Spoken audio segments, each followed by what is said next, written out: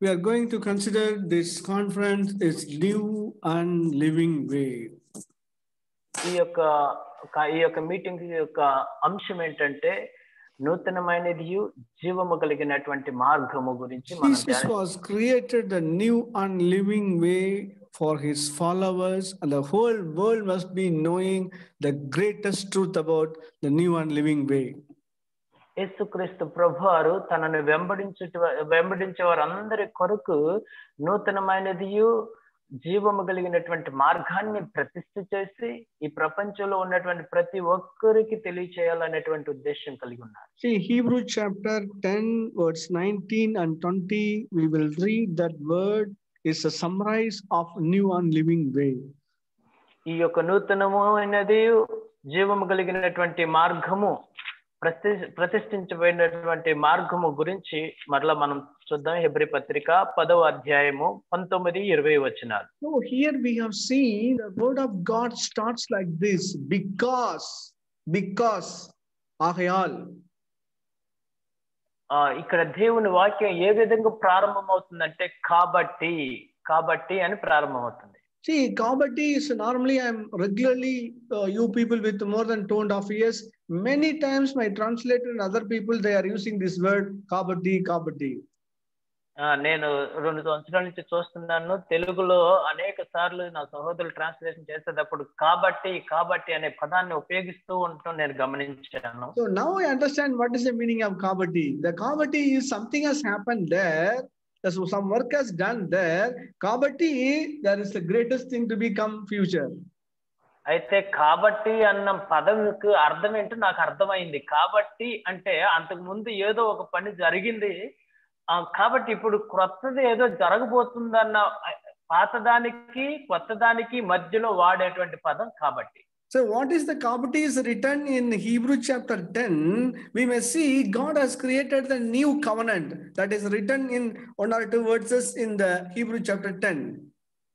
Hebrew పత్రికలో 10వ అధ్యాయములో రాయబడినటువంటి కాబట్టి గురించి ఏంటంటే ప్రభువైన యేసుక్రీస్తు వారు మన కొరకు ఏదో ఒక పని చేశారు, దానికి ప్రారంభించడానికి ఈ యొక్క కాబట్టి అనే పదాన్ని ఉపయోగిస్తున్నాం. The word 16 says, after the days to come, I want to make a new covenant with them. Starts word 16.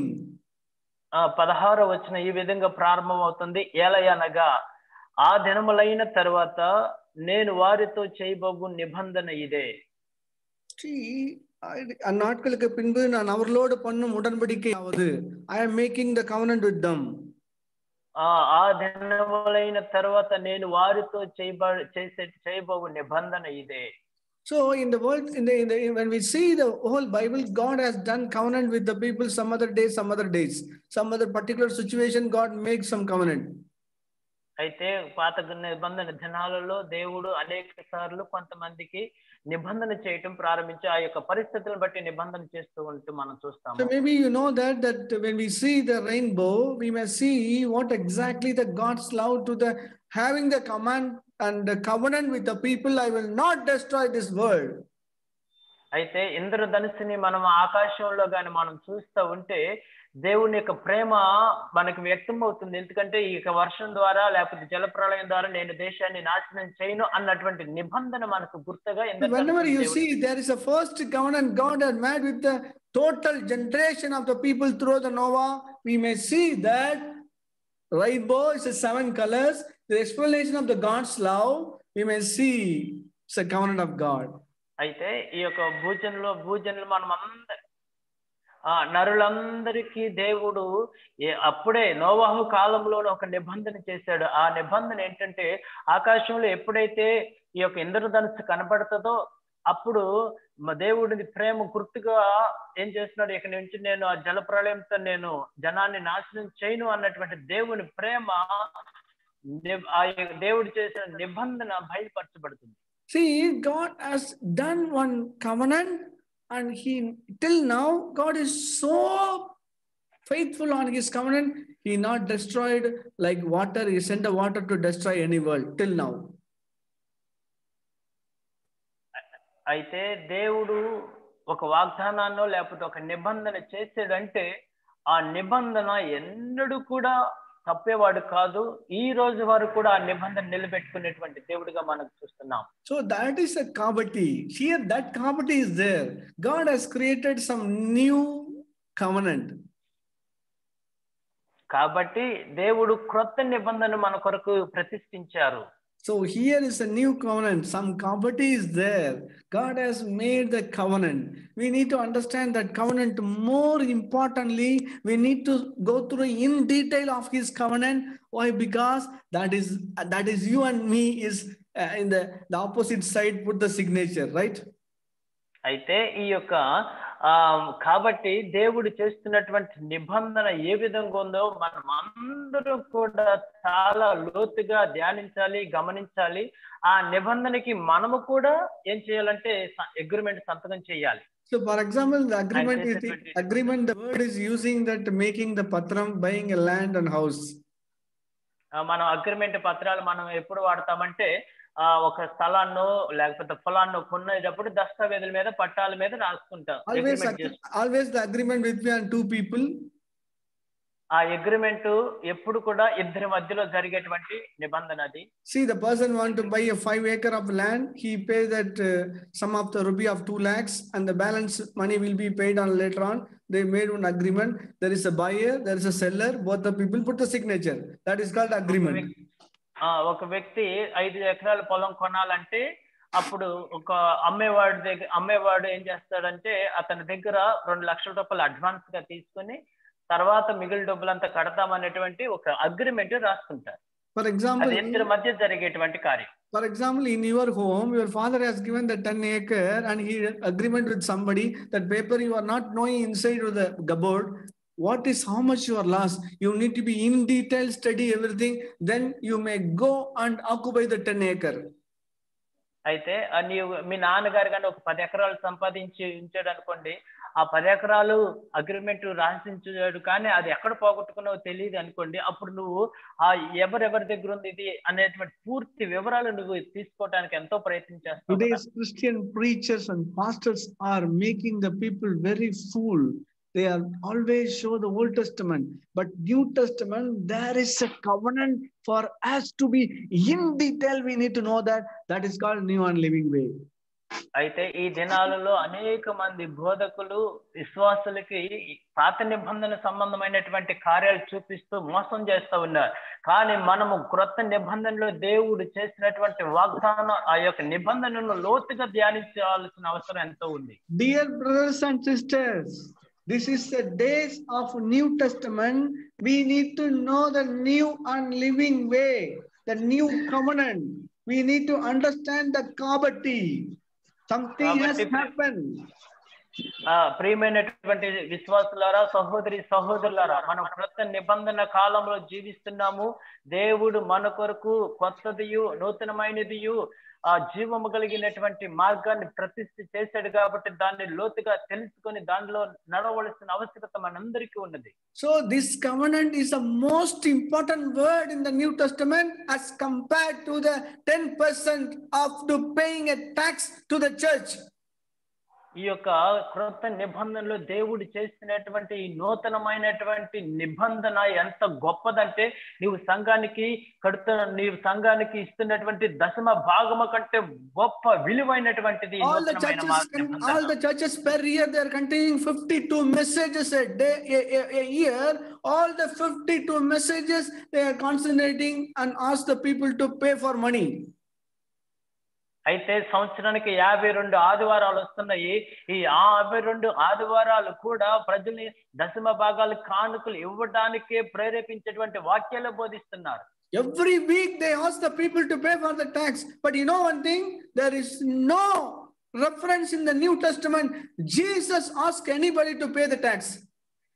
అయితే అందరూ కూడా చాలా మంది కూడా ప్రతి ఆదివారము దశమ భాగాలు ఇవ్వండి అనేటువంటి దాని మీదే ప్రసంగాలు చేస్తూ వారు ఇలాగ చేస్తున్నారు. కానీ క్రొత్త నిబంధనలో ఎక్కడ కూడా దశమ భాగము ఇవ్వమని గాని యేసు ప్రభువారు తన శిష్యులకు చెప్పినటువంటి ఒక్క ఆధారం కూడా లేదు. More than that, we need to know the New Testament way. That is the new and living way. More than the paying that tithes to the church, more than the many of the activities in the church, more than the prayer, more than the reading, we need to know the understand the real meaning of the new and living way. కాబట్టి దశమ భాగము కంటే దేవుని యొక్క పరిచర్యలు చేస్తున్న ప్రతి పరిచర్య కంటే దేవుని యొక్క పనులో నీవు చేస్తున్నటువంటి ప్రతి క్రియ కంటే నూతనమైనటువంటి ఈ యొక్క నిబంధన మీద మనం ఎంతో దృష్టి పెట్టి దాని లోతుగా ధ్యానించవలసిన అవసరత, ఆ నూతనమైన మార్గంలో నడవలసినటువంటి అవసరత. Because the new covenant, the new and living way, that paper is written the blood of Jesus. Jesus put his sign not in the eye ink. He put his blood and he made the covenant with God for us.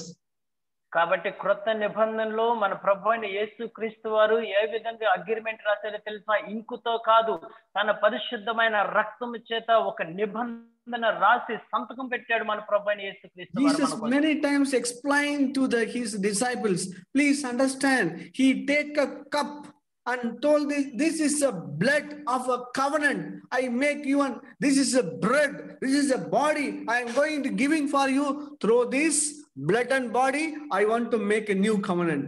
Brothers and sisters, how much valuable thing we need to know in the New Testament. ప్రేమైనటువంటి దేవుని పిల్లలారా, సహోదరి సహోదరులారా, మీరు చాలా గమనించండి. యేసుక్రీస్తు ప్రభువారు తన శిష్యులకి అనేక సార్లు చెప్తా వస్తూ ఉన్నారు, ఇది నా రక్తం వలన అయినటువంటి క్రొత్త నిబంధన అనే తన రక్తమును గూర్చి తన శరీరమును గూర్చి క్రొత్త నిబంధన స్థాపిస్తూ ఉన్నాడు మనతో. అది ఎంత ప్రాముఖ్యమైనది, ఎంత విలువైనదో తెలుసు. In this covenant, there is only one thing we all know. Our sins are forgiven through Jesus. That one thing, how much release, how much contamination we are releasing. See, only one thing, but lot of things inside that covenant. ఈ నిబంధనలో ఒక విషయం, లోన అనేకమైనటువంటి విషయాలు అనేవి. ఒక విషయం అయితే మనందరికి తెలుసు, మన పాపములన్నీ కూడా క్షమించబడ్డాయి అన్న విషయం మనకు తెలియగానే మనం ఎంత విడుదల పొందినటువంటి వారంగా ఉన్నాం తెలుసా మీకు? I tell you, brothers and sisters, more than anything, we need to know the new and living way that will make you so much happy in your life. అయితే ప్రియమైన సహోదరి సహోదరులారా, నేను మీకు ఒక విషయం తెలియజేస్తున్నాను. మీరు తెలుసుకునే వాటి అన్నిటికంటే ఎక్కువగా ఈ నూతనమైనది జీవము కలిగినటువంటి మార్గాన్ని గురించి, ఆ నిబంధన గురించి మీరు కానీ తెలుసుకుంటే మీ జీవితం చాలా ఆనందదాయకంగా మారిపోతుంది. There was a 40 thief and Alibaba, some stories there. He collect all the jewels and put it in the cave. The cave is closed and the thieves are standing there. Andaka kasam, abu kapusam, trandidisi say. Then that all this cave was opened. Only one mantra. There was a old story. Alibaba narku thidargalu. Ali Baba 40 దొంగలు అనేటువంటి సినిమాలో మనం చూస్తూ ఉంటే అక్కడ ఈ యొక్క 40 మంది దొంగలు ఉన్నారు. ఈడు అన్ని బంగారు వస్తువులన్నీ ఒక బీరువాలో పెట్టి ఆ బీరువాకి ఒక మంత్రం చెప్తాడు. ఆ బ్రదర్ చెప్పిన మంత్రం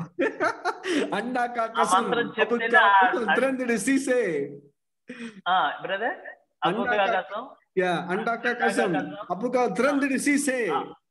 అబాకాసం ఇది తెరగబడును కాక అని ఒక మంత్రం చెప్పగానే ఆ 40 మంది దొంగల ముందు ఈ డోర్ ఓపెన్ అవుతుంది అనమాట.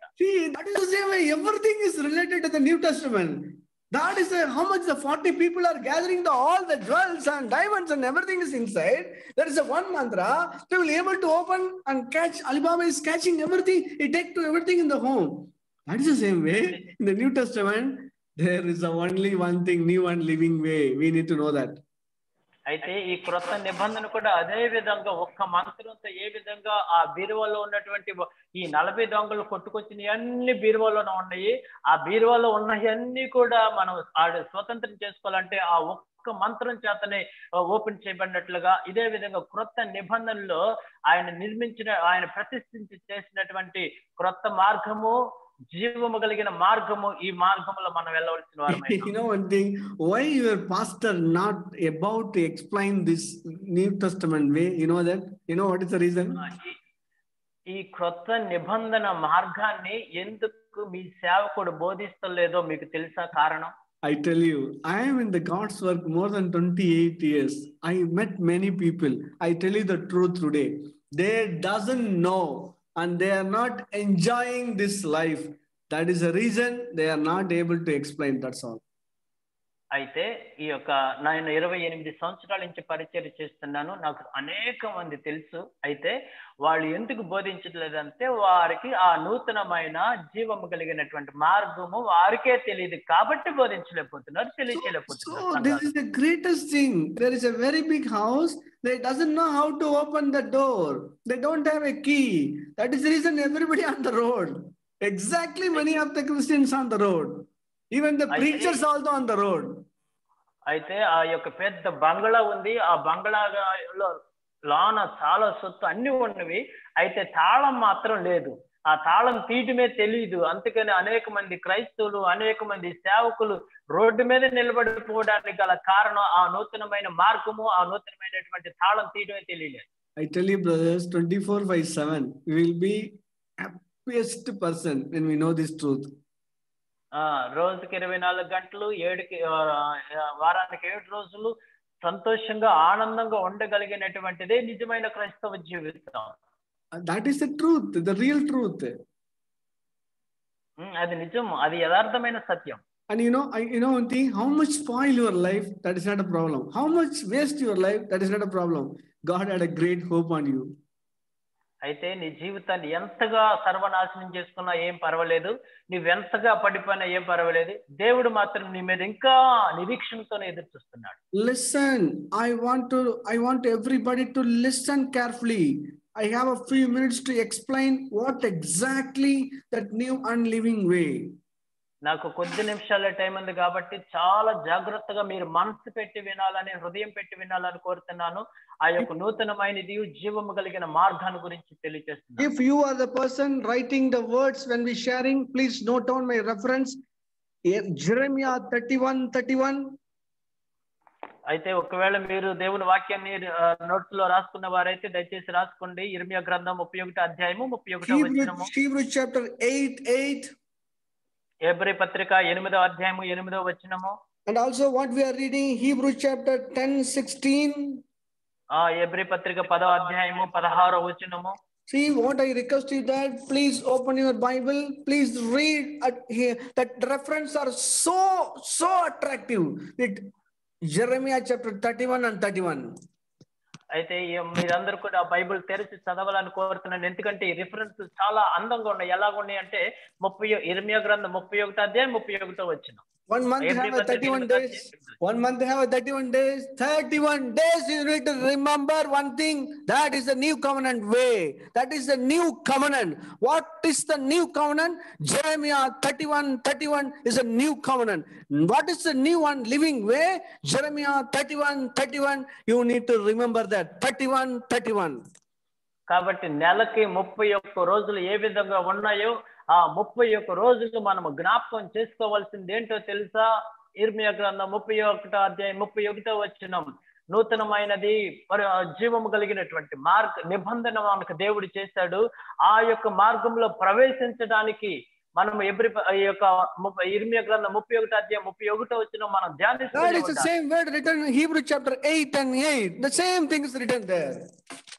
ఆ యొక్క నిబంధన నెరవేర్పు అనేది హెబ్రీ పత్రిక 8వ అధ్యాయం 8వ వచనం మనం same things written in Hebrews chapter 10:16.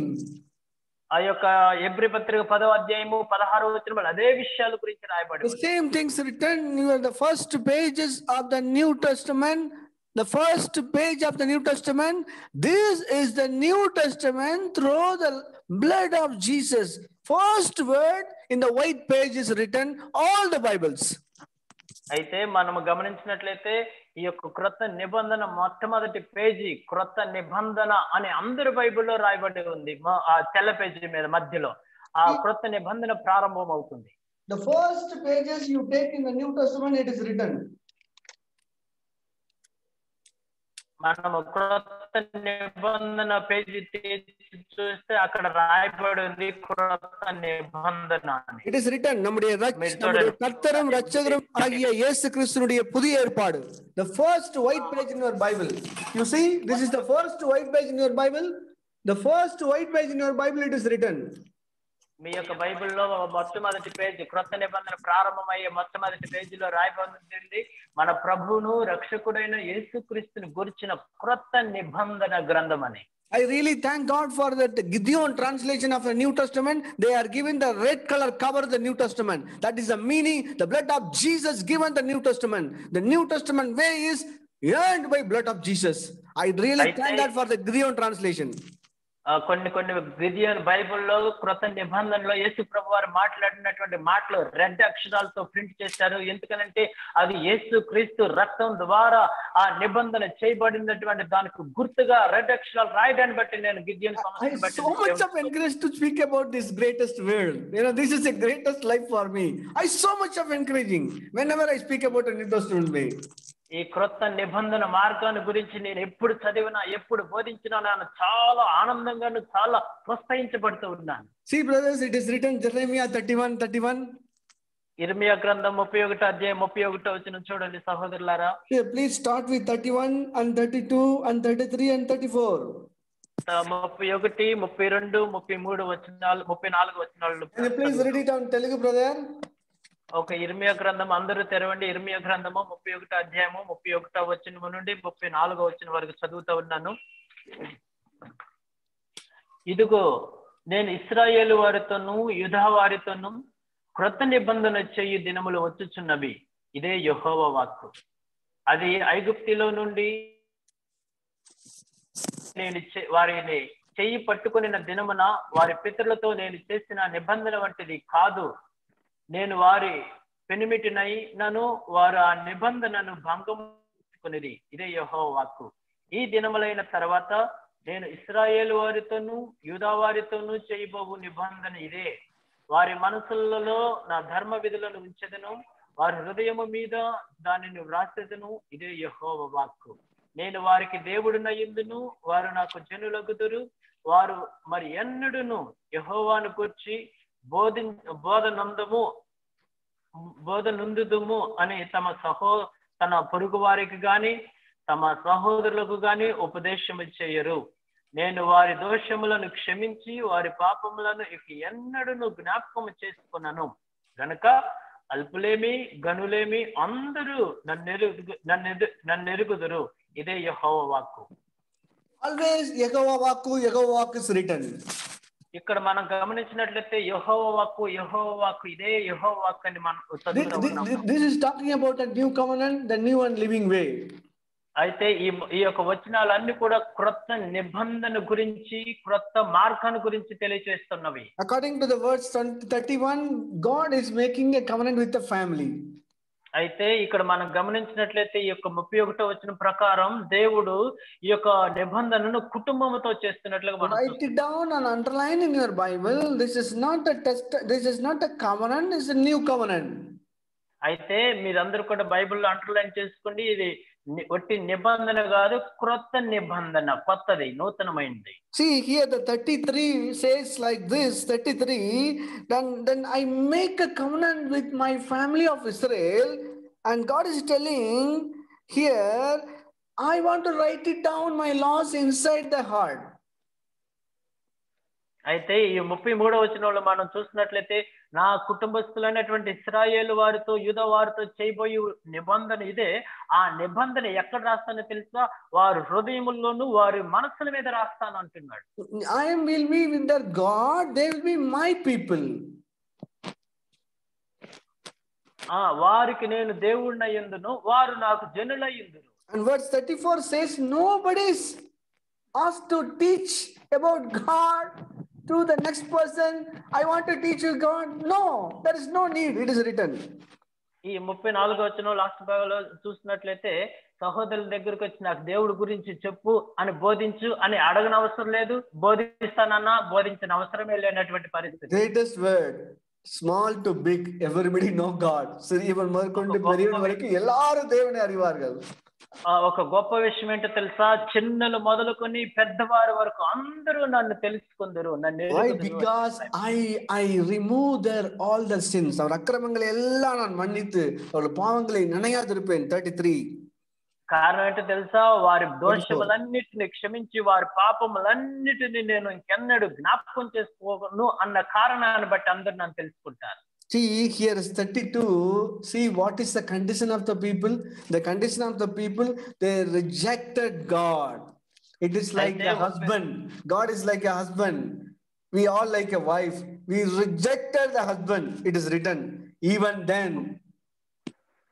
ఈ యొక్క 32వ వచనంలో మనం చూసినట్లయితే ఒక భర్తను ఒక భార్య తృణీకరించినట్లుగా, అంటే దేవుడు భర్త అయి ఉన్నాడు, మనం అందరం భార్య అయి ఉన్నాము, మనం ఆయన తృణీకరించినటువంటి పరిస్థితి ఇక్కడ రాయబడి ఉంది. అయినప్పటికీ ఆయన నూతన నిబంధన. See the condition of the wife. The wife, it is written, நான் அவர்கள் பிதாக்களை கைப்பிடித்து அழைத்து வந்தேன், என் உடன்படிக்கை, ஆனால் நான் நாயகராக இருந்தும் அவர்கள் என் உடன்படிக்கையை மீறி என்னை நாசமாக்கி అవమాకి పోతాர்கள். ఇక్కడ తమిళ్లో చాలా చాలా తక్కువగా ఉంది, అయితే తెలుగులో అది ఐగుప్తులో నుండి వారిని రప్పించుటకై నేను వారి చెయ్యిని పట్టుకున్న దినమున వారి పితరులతో నేను చేసిన నిబంధన వంటిది కాదు, నేను వారి పెనిమిటినై ఉన్నను, వారు ఆ నిబంధనను భంగం చేశారంటే అపవిత్రపరిచారు, నన్ను చాలా నాశనం చేశారు అని. New and living way, the new covenant, whoever destroyed their life, whoever rejected God, we are like a Gentiles. The Gentiles, God made the covenant with the people and they will be knowing him, understanding even the small to big, everybody know God. What the greatest life. అయితే ఇది దేవుడు చేస్తున్న క్రొత్త నిబంధన. ఈ నిబంధన ఎలాంటిదో తెలుసా? నీ జీవితాన్ని పాడు చేసేసుకున్నా, నాశనం చేసేసుకున్నా, తృణీకరించిన, దేవుడే నాకొద్దు అని నువ్వు తృణీకరించిన మనం అన్యజనులం, దేవుని ఎరగని జనం, మన కొరకు మనం అందరం చిన్నలు మొదలుకొని పెద్దవారి వరకు తెలుసుకోవటానికి దేవుడు చేసిన ఈ క్రొత్త నిబంధన ఎంత గొప్పదో. The purpose of the new covenant or the new and living way, not to collect the 10% tithe. Everybody knowing God. See the difference what we are living and what the God's expectation. చూడండి, ఈ క్రొత్త నిబంధన నూతనమైనటువంటి జీవం కలిగినటువంటి మార్గాన్ని దేవుడు ఏర్పాటు చేసింది దశంభాగాలు వసూలు చేయడానికి కాదు, ఆ నిబంధనలో నడవటానికి దేవుడు మనల్ని ప్రతిష్ఠ చేశాడు. ఆ మార్గాన్ని, new and living way, you go and occupy God, you go and receive God. But this full pastor's teaching to the people to giving to God for 10%. See the wide difference of New Testament life, what the people are living today. అయితే దేవుడు ఈ నూతనమైనది జీవము కలిగినటువంటి మార్గాన్ని ఎందుకు ఏర్పాటు చేశారో తెలుసా? ఆ మార్గంలోకి వెళ్ళి దేవుణ్ణే మనం సొంతం చేసుకుని, దేవుణ్ణే మనము స్వతంత్రించుకునేటువంటి మార్గాన్ని దేవుడు ఏర్పాటు చేస్తే, ఈ రోజున సేవకులు అనేక మంది దశమ భాగాల కోసం పోరాడుతూ వాటిని బోధిస్తూ Dear brothers, not to give it to God is important. You have a God. That is most important in the New Testament. దేవునికి ఇవ్వండి ఇవ్వండి ఇవ్వండి అని ఒకే గోలతో బోధిస్తున్నారు. దేవునికి ఇవ్వటం ముఖ్యం కాదు, దేవుణ్ణి పొందుకోవటమే ముఖ్యమైనటువంటిది. He is having everything, brothers and sisters. He want to give you. God was given to the whole thing, give to you.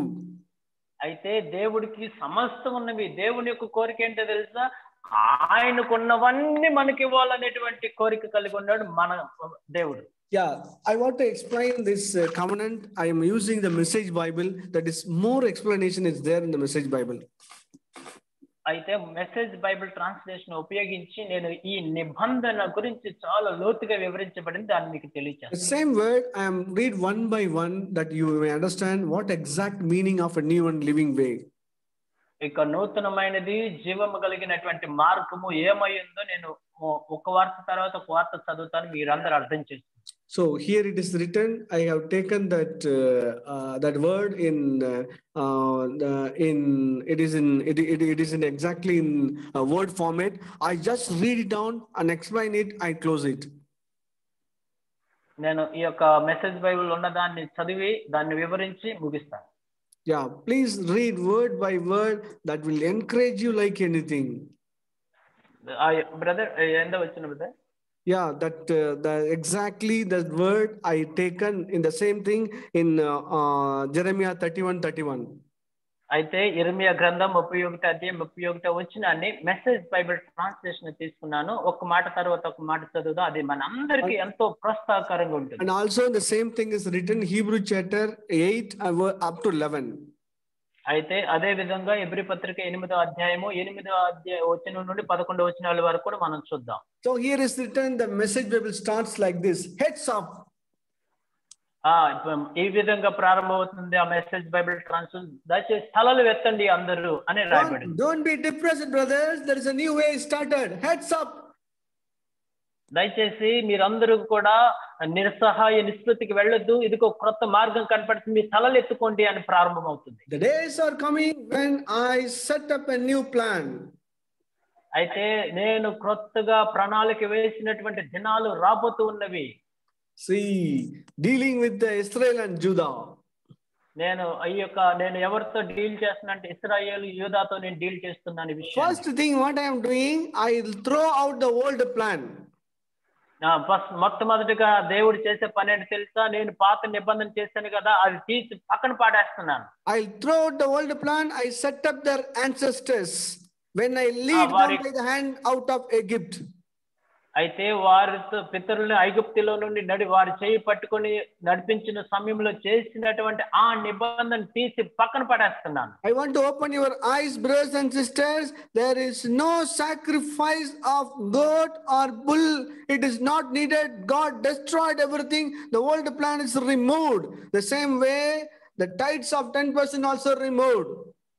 అయితే దయచేసి మీరు అందరూ కూడా సహోదరి సహోదరులారు మీరు గమనించండి. పాత నిబంధనలు దేవుడు వారితో చేసినటువంటి నిబంధనలు, మీరు మేకల్ని గొర్రెల్ని పశువుల్ని మీరు బలి అర్పించాలనేటువంటి నిబంధన తీసి పక్కన పడేశారు. అదే విధంగా దశమ భాగం అనే నిబంధన కూడా పక్కన తీసి పడేసేసాడు. And also పొరుతనే ఆయిరకణకాన కాணிக்கைகள், many of the words, everything is removed. పాత నిబంధనలు వస్తున్నటువంటి అనేకమైనటువంటి ఆ కానుక, కృతజ్ఞత కానుక, ఈ కానుక, ఆ కానుక, ఈ కానుక, ఈ కానుకలు అంతా తీసి పక్కన పడేసాడు. Here is the word of God. I throw out the old plan. I set up their ancestors when I lead them by the hand of Egypt. చూడండి, ఇది మీకు ఒక రుజువు చూపిస్తున్నాను. ఐగుప్తిలో నుండి వారిని చేయిని పట్టుకుని బయటకు తీసుకొచ్చిన తర్వాత నేను అనేక నిబంధనలు చేశాను.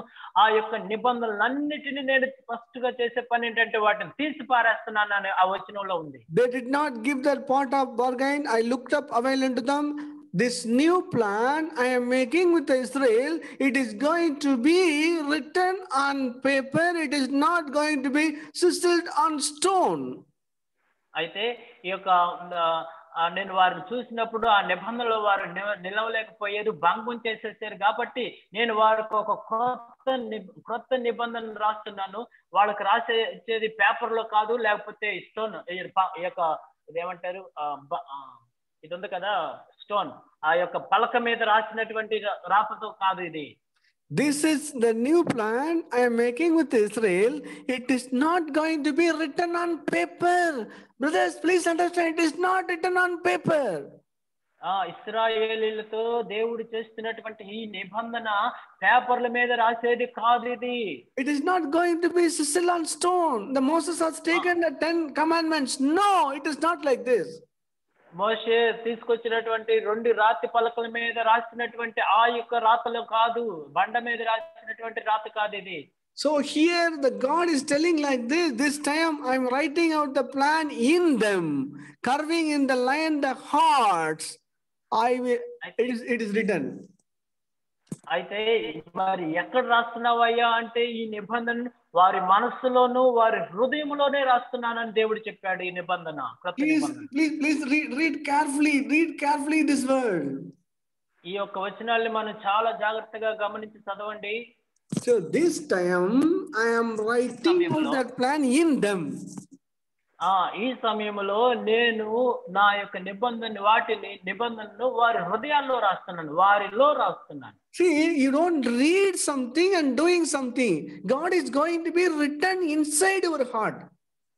నువ్వేదో చదివి ఏదో చేయటం కాదు, ఆల్రెడీ దేవుడు మన హృదయాల్లో రాస్తూ ఉన్నాడు. Nobody is able to teach you do that. God is going to be right inside. How the Moses has prepared a stone and give it to God, God write it down in his hand. Same way, each and everybody, brothers and sisters, if you are educated, non-educated, that is not a problem. If you come to the New Testament, God is writing everything inside your heart. ఎవరో వచ్చి నువ్వు అది చేయాలి ఇది చేయాలి అని బోధించిన అవసరమే లేదు. ఎందుకంటే అప్పుడు పాతకాలంలో మోషేకి దేవుడు రాసి ఇచ్చాడు, ఆ రాతి పలకల మీద అది చేయాలి ఇది చేయాలని. అయితే ఇప్పుడు నువ్వు చదువుకున్నావా చదువులేదో, నువ్వు చదువు లేకపోయినా చదువు రాకపోయినా దేవుడు ప్రతి ఒక్కరి హృదయాల్లో ఈ నిబంధన రాస్తూ ఉన్నాడు. ఇది క్రొత్త నిబంధన. So it is a inbuilt something, already inbuilt. God is going to put inside his commandment. You automatically obey the commandment. You automatically overcome. This is automatic work. అయితే ఇది ఇన్బిల్ట్, అంటే ఒక ఫోన్ లో ఇన్బిల్ట్ బ్యాటరీ ఇన్బిల్ట్ పెడుతున్నారు కదా, అదే విధంగా దేవుడు ఇన్బిల్ట్ మన మైండ్ లోనే మన హృదయంలోనే రాశాడు. పాపాన్ని జయించడానికి, శాపాన్ని జయించడానికి, ఈ యొక్క శరీరాన్ని జయించడానికి దేవుడు మనలోనే పెట్టి రాశాడు ఆ నిబంధనలు. I will be their God, they will be my people. నేను వారికి దేవుడునై యుందును, వారు నాకు జనులయ్యుందురు. Now I am coming to the very, very important place of the new covenant, new and living way. నూతనమైనదియు జీవము కలిగినటువంటి మార్గం అనేటువంటి విషయం దగ్గరికి నేను ఇప్పుడు చాలా ప్రాముఖ్యమైన విషయం దగ్గరికి వస్తున్నాను.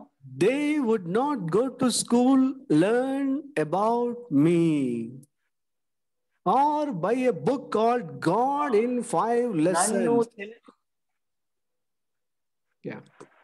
అయితే ఇక్కడ మనం చూసినట్లయితే వారు నన్ను తెలుసుకోవటానికి స్కూల్కి వెళ్ళవలసిన పని లేదు, ఏ విధమైన స్కూల్కి వెళ్ళాల్సిన పని లేదు. అంత మాత్రమే కాదు, నన్ను తెలుసుకోవటానికి ఎటువంటి పుస్తకాలు కూడా 5 పుస్తకాలు కూడా కొనవలసిన పని లేదు. See brothers, they would not go to school and learn about me. This is not a New Testament. Anybody telling you come to my Bible college school and learn about God, you come to my church and learn about God, anybody saying like this, that is not a New Testament. It is written, they would not go to school and learn about me. This is the same word, Message Bible explained very, very properly.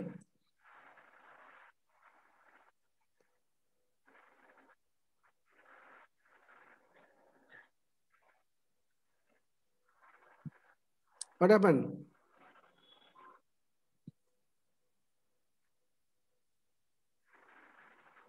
Brother, unga voice romba cut ஆயிட்டு வந்திருக்கு brother. అయితే they would not go to school and learn about me. మనం చూసినట్లయితే దేవుణ్ణి తెలుసుకోవటానికి ఏ స్కూల్కి, ఏ Bible స్కూల్కో ఎక్కడికి వెళ్ళని అవసరం లేదు. ఎవరైనా వచ్చి మా బైబిల్ స్కూల్లో చేరండి, మీకు దేవుడి గురించి తెలుసుకుంటారు, మా సంఘానికి రండి, మీరు దేవుడి గురించి తెలుసుకుంటారు అంటే అది క్రొత్త నిబంధనే కాదు. Or buy a book called God in 5 essay. 5 essay. Hello. Okay. Brother. Yeah. 5 essay. They have to buy a book called God in 5 easy lessons.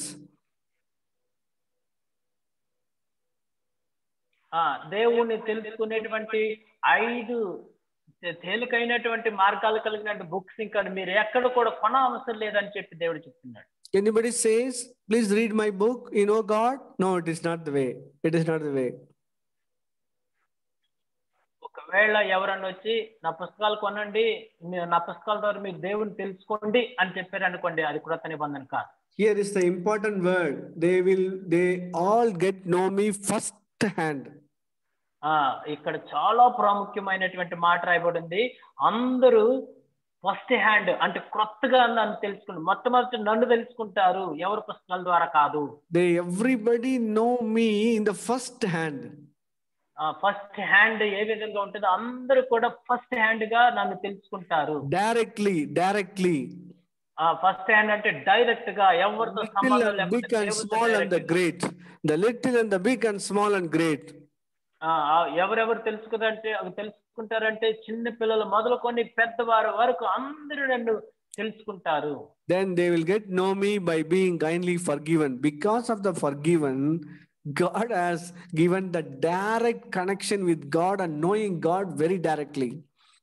వారందరూ ఏ విధంగా నన్ను తెలుసుకుంటారంటే నేను వారి పాపములను క్షమించటం ద్వారా నాతో డైరెక్ట్ గా కలుసుకున్నటువంటి అవకాశాన్ని ఈ నిబంధనలు See, పొందుపరిచారు. brother, this is the meaning of a new and living way. కాబట్టి ప్రియమైన సహోదరి సహోదరులారా, ఇదే క్రొత్త నూతనమైనది జీవము కలిగినటువంటి మార్గమునకు అర్థం ఇదే. You heads off, have a direct connection with God. కాబట్టి అందరూ మీ తలలు పైకెత్తి దేవునితో డైరెక్ట్ గా సంబంధం కలిగి ఉండండి. This is a new plan. The old plan is demolished. ఈ పాత నిబంధన కొట్టివేయబడింది, క్రొత్త నిబంధన దేవుడు మన కొరకు ఏర్పాటు It is not going to be written on a paper. You may memorize and do something. A paper cow will not give any milk and will not eat any grass. అయితే ఈ ముద్రించబడిన రాయబడినటువంటి వాటి మీద చదివి ఏ పని చేయలేవు. ఈ యొక్క ముద్రించబడినటువంటి ఆవు అంటే పేపర్ మీద ఆవు అని రాస్తుంటే ఆ ఆవు పాలివ్వదు. పేపర్ మీద రాయబడిన ఆవు పాలివ్వదు. Even does not eat grass. ఆ యొక్క ఆవు పేపర్ మీద రాయబడినటువంటి ఆవు గడ్డి కూడా తినలేదు. It is not sizzled in the stone and you may see and memorize, do something in the Old Testament way. పాత నిబంధనలు ఏ విధంగా ఆ రాతి పలకల మీద రాయబడి ఉండేవో వాటి ప్రకారం చదివి చేసేటువంటి పనులు కాదు ఇది క్రొత్త నిబంధన. God is written in the heart. You make fellowship with God. Because of the fellowship you know God. So you know what is in the God's heart. You may do according to the expectation of God. That is New Testament way. కాబట్టి నీవు దేవునితో సహవాసం చేస్తే ఆ సహవాసాన్ని నిమిత్తము దేవుడు మన హృదయాల్లో ఆయన యొక్క హృదయాన్ని మనకు బయలుపరిచి నువ్వు ఇది చేయి అది చేయ ఆయనే మనకు ఆయన మన హృదయాల్లో రాస్తాన్ని బట్టి ఇదే క్రొత్త నిబంధన. ఆ విధంగా చేయవలసి వారు. It is like a husband and wife living in one room, living in together. Because of that, there was a baby born. That is the same way we may have living with God.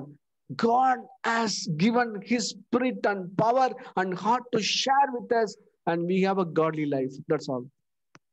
కాబట్టి ఇది ఎలాంటిదంటే ఒక భార్య భర్తలు ఒకే రూములో ఉంటూ ఒకే రూములో జీవిస్తూ ఒకే ఇద్దరు కలిసి ఉండటాన్ని బట్టి ఒక పిల్లోడు ఏ విధంగా బేబీ పుడుతున్నాడో అదే విధంగా మనము దేవుడు కలిసి ఉండటాన్ని బట్టి ఆ యొక్క గాడ్లీ లైఫ్ అంటే భక్తి కలిగిన జీవితం మన జీవితంలో వస్తుంది. I understand the God's heart. I understand God. Now I understand. I have a direct connection. Now God is my Father. See, the New Testament, the living way is so much of encouragement. ఈ క్రొత్త నిబంధన యొక్క జీవం ఎంత ప్రోత్సాహపరమైంది, ఎంత బలంగా ఉందో తెలుసా మనందరికీ. మనం దేవుని ఎరగగలము, దేవుని హృదయాన్ని ఎరగగలము, దైవ భయం కలిగినటువంటి దైవ భక్తి కలిగిన జీవితాన్ని జీవించగలగడానికి నూతనమైన మార్గం ఏర్పాటు చేయబడింది. This is written in your Bible or in my Bible? ఈ మాటలు ఈ నూతన నిబంధన నా బైబిల్లోనే రాయబడింది, మీ బైబిల్లో కూడా ఉందా? Again I'll give the reference 31 Jeremiah. మరలా మీ అందరికి చెప్తా ఉన్నాను, ఇర్మియా గ్రంథము 31వ అధ్యాయము 31వ వచనం మీరు అందరూ గుర్తు పెట్టుకోండి. See Hebrew chapter 8 verse 16. April పత్రిక 8వ అధ్యాయము 16వ వచనం కూడా చూడండి. It starts with 10 to 16 and Hebrew chapter 10 to 16. ఇది ఈ నూతనమైన నిబంధన ఎక్కడ ప్రారంభమవుతుందో తెలుసా? హెబ్రీ పత్రిక 8వ అధ్యాయం 10వ వచనము నుండి ప్రారంభమవుతుంది. Dear brothers, don't be fooled by many people. I urge you, I request you, please come and learn the New Testament way, have the direct connection and God's laws to be written in your heart and to be glorifying God in your life. ప్రియమైన సహోదరి సహోదరులారా, అందరు గమనించండి, మిమ్మల్ని అందరూ బ్రతుకులాడుతున్నాను. ఇతరుల చేత మీరు మోసపోవద్దు, ఎవరి యొక్క బోధల చేత మీరు మోసపోవద్దు. డైరెక్ట్ గా దేవునితో సహవాసం కలిగి ఈ యొక్క నూతన నిబంధన ధర్మ విధులు ఆయన మన మనసులో మన హృదయాల్లో రాస్తున్నాడు అన్న Nobody is going to thought God. God only thought by God himself. దేవుడు గురించి ఎవరు తెలియచేయలేరు. ఎందుకో తెలుసా? దేవుడు గురించి తెలియచేసుకో అంటే దేవుడే తెలియజేసుకుంటేనే తెలియబడుతుంది మనకి. So ఎవరు వల్ల కాదు. what is the purpose of our teaching? We are teaching to you. You may give a direct connection with God. That is our teaching. అయితే మేమేం బోధిస్తున్నాం? దేవుని బోధించట్లా, దేవుణ్ణి తెలుసుకోవాల్సిన మార్గాన్ని మాత్రమే మీకు బోధిస్తున్నాం. డైరెక్ట్ గా మీరు వెళ్ళి తెలుసుకోవాల్సిందే. Hebrew chapter 10, 19 and 20 here is written, ఆగయాల్ సహోదరులే, God is calling a brethren. God is calling you. You are a brother of Jesus. How Jesus know the Lord? Same way. ఎబ్రీ పత్రిక 10వ అధ్యాయం 19వ వచనం ఈ విధంగా ప్రారంభమవుతుంది, సహోదరులారా. కాబట్టి సహోదరులారా అంటే దేవుడు మనల్ని ఏ విధంగా చూస్తున్నాడంటే యేసు ప్రభు వారికి తమ్ముళ్ళుగాను చెల్లెళ్ళుగాను చూస్తున్నాడు. కాబట్టి సహోదరులారా అని రాయబడింది. பரிசுத்த ஸ்தலத்தில் பிரவேசிப்பதற்கு இயேசுவானவர் தம் மாம்சமாகிய திரையின் வழியாய் புதிதும் ஜீவனுமான மார்க்கத்தை நமக்கு உண்டு பண்ணினபடினால் அந்த மார்க்கத்தின் வழியாய் பிரவேசிப்பதற்கு அவருடைய இரத்தத்தினால் நமக்கு தைரியம் உண்டாயிருக்கிறது.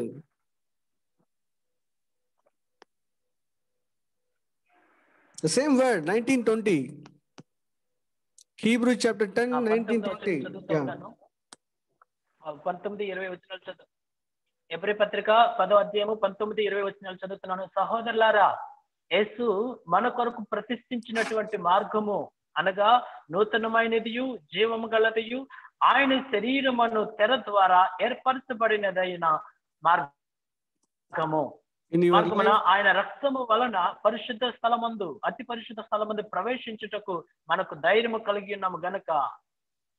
Jesus opened the way to know God directly, each and everybody.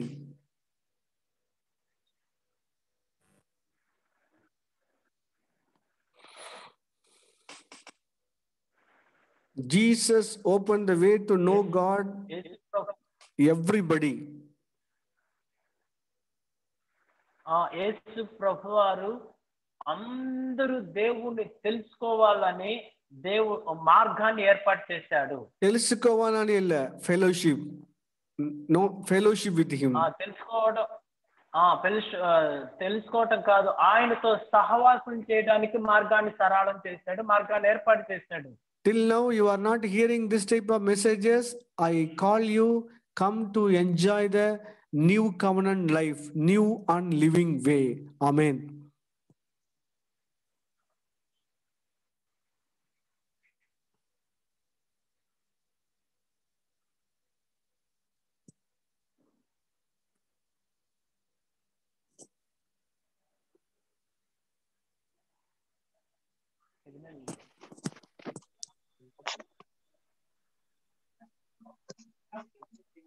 ప్రభు నామమునకు వందనాలు. దేవుని యొక్క వాక్యంలో నుంచి దేవుని యొక్క ప్రత్యక్షత మనం చూసినట్లయితే ఈరోజు మన యొక్క అంశం ఏమిటంటే హెబ్రీయులకు రాసిన పత్రిక 10వ అధ్యాయము 19-20 వాక్యములు. సహోదరులారా, యేసు మన కొరకు ప్రతిష్ఠించిన మార్గమున అనగా నూతనమైనది జీవము గలదియు ఆయన శరీరమును తెర ద్వారా ఏర్పరచబడినైన మార్గమున ఆయన రక్తము వలన పరిశుద్ధ స్థలమునందు ప్రవేశించుటకు మనకు ధైర్యము కలిగినది కనుక.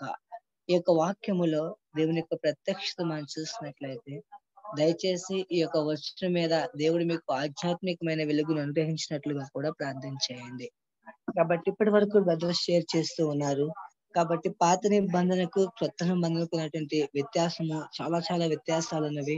ప్రాముఖ్యంగా ఈ యొక్క నూతనమైనటువంటి జీవమైన మార్గాన్ని మనం చూసినట్లయితే పాత నిబంధనలో ఏ ఒక్క వ్యక్తి కూడా దేవునితో వ్యక్తిగత సహవాసాన్ని కలిగినటువంటి వ్యక్తి ఒక్కడు కూడా లేడు. ఎందుకంటే దేవుడు పాత నిబంధనలో మనం చూసినట్లయితే వాళ్ళకి ఒక ధర్మశాస్త్రాన్ని ఇచ్చారు, అదే మోషే గ్రంథము అని చెప్పి పొద్దున జాన్ బ్రదర్ షేర్ చేశారు. కాబట్టి ఆ ధర్మశాస్త్రాన్ని బట్టి దేవుడు వారి మధ్య పనిచేసినట్లుగా మనం చూస్తాం. దేవుడు ఇచ్చిన ధర్మశాస్త్రానికి వాళ్ళు లోబడి జీవించినట్లయితే వాళ్ళకి అన్ని ఆశీర్వాదాలు వస్తూ ఉండేవి. వాళ్ళు దాన్ని అధిగమించినట్లయితే వాళ్ళకి శాపాలు వస్తూ ఉండేవి. కానీ దేవుడు వారి పట్ల ఏమి చేసినప్పటికీ ఏది చేసినప్పటికీ కూడా మనం చూసినట్లయితే ఆ ధర్మశాస్త్రమును బట్టే చేశాడే తప్ప అక్కడ మనం చూసినట్లయితే వాళ్ళు ఏ ఒక్క వ్యక్తి కూడా దేవునితో వ్యక్తిగత సహవాసాన్ని కలిగి లేరు. కాబట్టి దేవుని యొక్క వాక్యములో దేవుని యొక్క ప్రత్యక్షత మనం చూస్తూ ఉన్నప్పుడు మరి ఈ నూతనమైనటువంటి జీవమైనటువంటి మరి శ్రేష్టమైనటువంటి మార్గం ఏంటి అని మనం ఆలోచిస్తూ ఉన్నప్పుడు ఇక్కడ మనం చూడొచ్చు. దేవుడు క్రొత్త నిబంధనలో ప్రతి వ్యక్తితో కూడా వ్యక్తిగత సహవాసాన్ని కలిగి ఉండాలనుకున్నాడు. కానీ పాత నిబంధన ప్రజలు దేవునితో వ్యక్తిగత సహవాసాన్ని వాళ్ళు ఎందుకు కలిగి లేరు? ఆ యొక్క వాక్యాన్ని మనం చూసినట్లయితే పాత నిబంధనలో మనం చూస్తాము. ఆ బ్రదర్ పొద్దున షేర్ చేశారు. దేవాలయాన్ని మనం చూసినట్లయితే 3 భాగాలు మనకి కనపడుతూ ఉంటవి. మొట్టమొదట ఆవరణము, రెండవది పరిశుద్ధ స్థలము, మూడవది అతి పరిశుద్ధ స్థలము. కాబట్టి ఈ పరిశుద్ధ స్థలమునకును అతి పరిశుద్ధ స్థలమునకు మధ్యలో ఒక మందపాటి తెర అనేది ఉంటుంది. అది ఏంటంటే అతి పరిశుద్ధ స్థలంలో దేవుని యొక్క మహిమ అనేది అక్కడ ఉంటుంది. దేవుడు అక్కడ నివాసం చేస్తాడు. సంవత్సరానికి ఒక్క మారు మాత్రమే ఆ యొక్క ప్రధాన యాజకుడు ఆ యొక్క అతి పరిశుద్ధ స్థలంలోనికి ప్రవేశాన్ని కలిగి ఒక్కసారి మాత్రమే వెళ్తాడు. కాబట్టి మనం చూసినట్లయితే ఈ యొక్క చిత్రాన్ని ఒకసారి మీరు చూడండి. ప్రత్యక్ష గుడారము అంటే మానవుని యొక్క దేహాన్ని చూపెడుతూ ఉంది. అదేంటంటే మనిషిని మనం చూసినట్లయితే బయటికి బాహ్యంగా కనిపించే శరీరాన్ని ఆవరణం అని చెప్తూ ఉంటాము. కాబట్టి లోపల 2 భాగాలు ఉన్నవి. అది ఆత్మ, ప్రాణము. కాబట్టి ప్రాణము ఆత్మకి మధ్యలో ఒక మందపాటి తెర ఉంది. ఆ యొక్క తెరనే సొంత చిత్తము. కాబట్టి యేసుక్రీస్తు ప్రభువు నూతనమైనది జీవము కలిగినటువంటి మార్గాన్ని ఆయన ఎలా తెరిచాడో తెలుసా? తన ఈ యొక్క లోకంలోకి వచ్చిన ప్రారంభము నుంచి కూడా అంతము వరకు కూడా తన సొంత చిత్తమును ఎటువంటి పరిస్థితుల్లో ఎక్కడా కూడా ఆయన నెరవేర్చినట్లుగా మనకు కనపడదు. ఆ గెత్సేమనే తోటలో కూడా మనం చూస్తూ ఉంటాము. నా చిత్తము కాదు నీ చిత్తమే నెరవేర్చుటకు ఇదిగో నేను వచ్చి ఉన్నానని చెప్పి ఇక్కడ కూడా మనం చూస్తాము. హెబ్రీయులకు రాసిన పత్రిక అదే 10వ అధ్యాయాన్ని మనం చూసినట్లయితే 8-9 వచనాల్లో కూడా మనం చూస్తాం.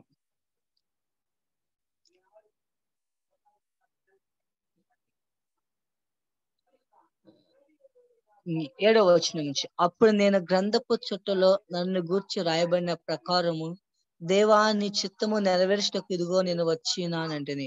బలులు, అర్పణలు, పూర్ణ హోమములు, పాప పరిహారార్థ బలులను నీవు కోరలేదని, అవి నీకు ఇష్టమైనవి కావనియు పైన చెప్పిన తర్వాత ఆయన నీ చిత్తము నెరవేర్చుటకు ఇదిగో నేను వచ్చినానని చెప్పుచున్నాడు.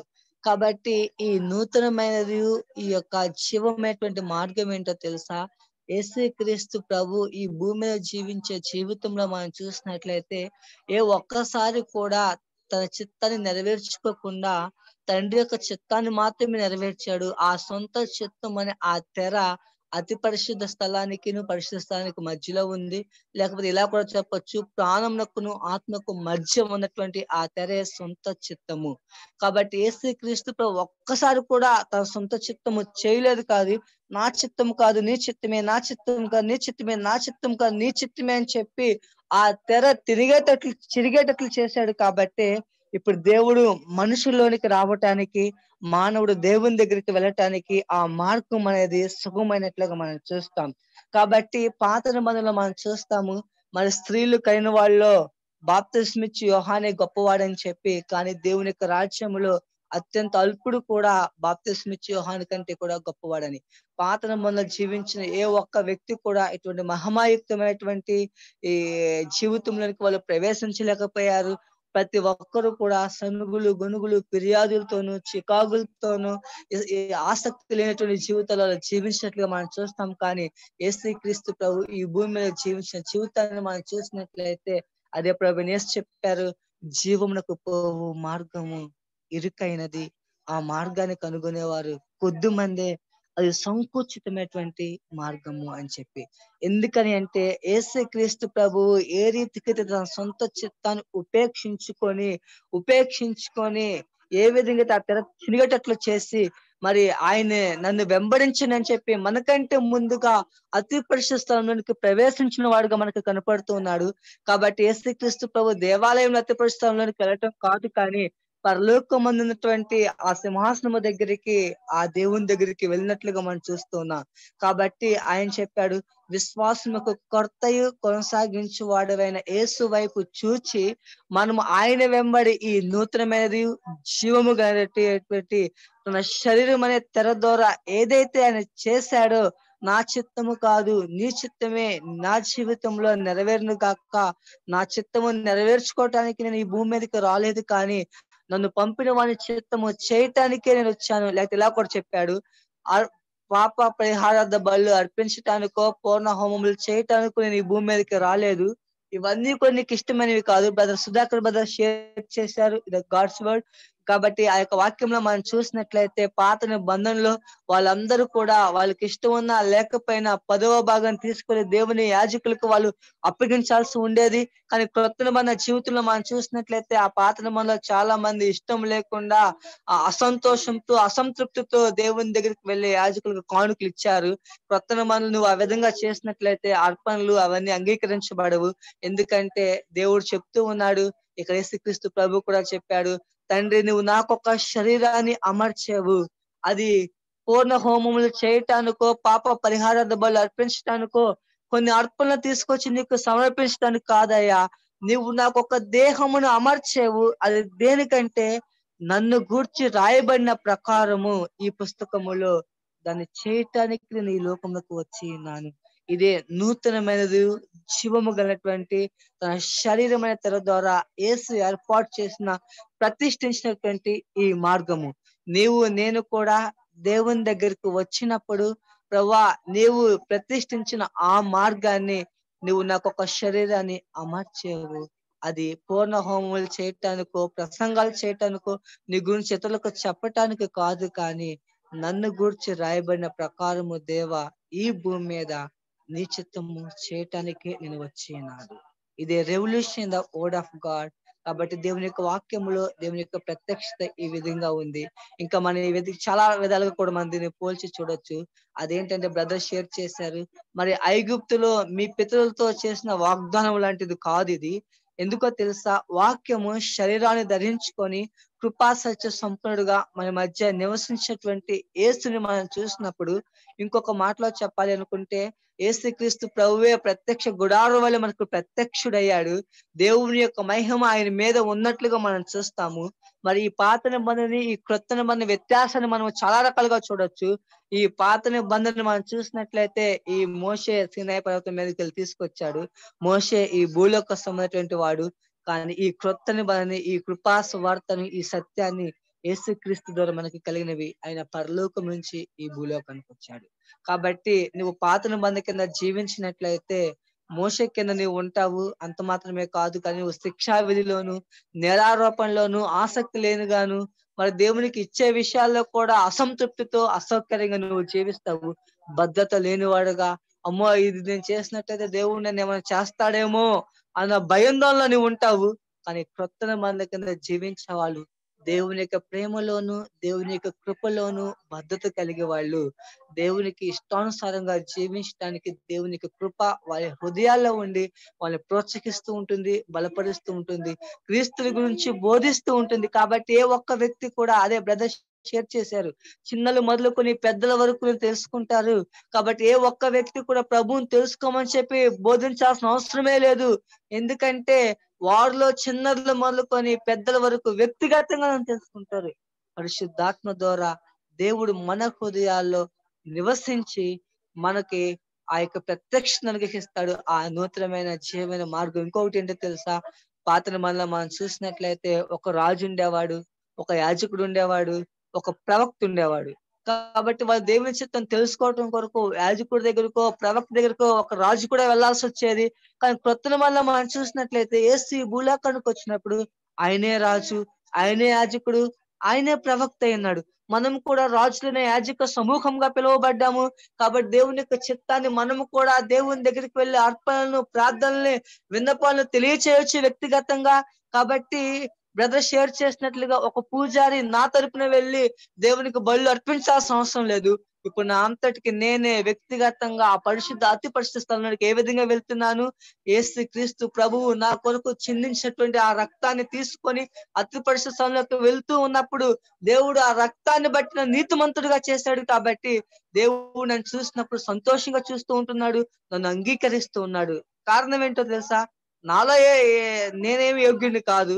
నేను దేవుని యొక్క సన్నిధిలోనికి రావటానికి గాని, అతి పరిశుద్ధ స్థలంలోకి వెళ్ళటానికి గాని నాకు ఎటువంటి అర్హత అనేది లేదు. ఎందుకని ఎంతో దౌర్భాగ్యమైన వ్యక్తిగా ఉన్నాను, ఎంత పాపిగా ఉన్నాను. యేసు నా కొరకు ప్రతిష్ఠించిన మార్గంలోనికి వెళ్ళటం కొరకు ఆయన నా కొరకు చిందించిన రక్తాన్ని నేను తీసుకొని వెళ్తున్నాను. ఇదిగో యేసు రక్తముతో నేను కృపా సింహాసనం మీదకు వెళ్తూ ఉన్నాను. అప్పుడు ప్రభువు నన్ను అంగీకరిస్తూ ఉన్నాడు. నీ పాపాలు క్షమించబడటం మాత్రమే కాదు, కానీ ఆయన చెప్పాడు, నేను ఎన్నడూ నేను జ్ఞాపకం చేసుకున్న వాటిని నేను చెప్పి. కాబట్టి క్రొత్త నిబంధనలో క్రొత్త వాగ్దానాన్ని మనం చూస్తూ ఉంటున్నాము, క్రొత్త వడంబడికని. అదేంటో తెలుసా?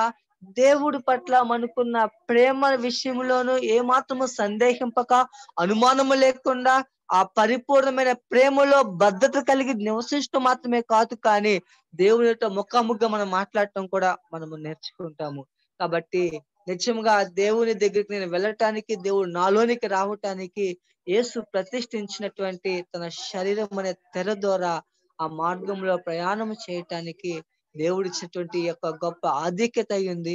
ఈ క్రొత్త నిబంధనలో నివసించే ప్రతి ఒక్కరు కూడా ఇంకా బ్రదర్ షేర్ చేసినటువంటి వాక్యాల్లో మనం చూస్తాము. మరి ఆ యొక్క ఇర్మియా గ్రంథం 31:31లో మనం చూసాము. అదేంటో తెలుసు కదా? ఆ ఇశ్రాయేలు ఆ యొక్క నిబంధనలో వాళ్ళు నిలిచి లేరు కాబట్టి నేను చేసే నిబంధన అట్లాంటి నిబంధన కాదు. ఇప్పుడు వారి మనసులో నా ధర్మ నిధులు ఉంచుతాను, వారి హృదయం మీద వాటిని నేను రాస్తాను అని చెప్పి.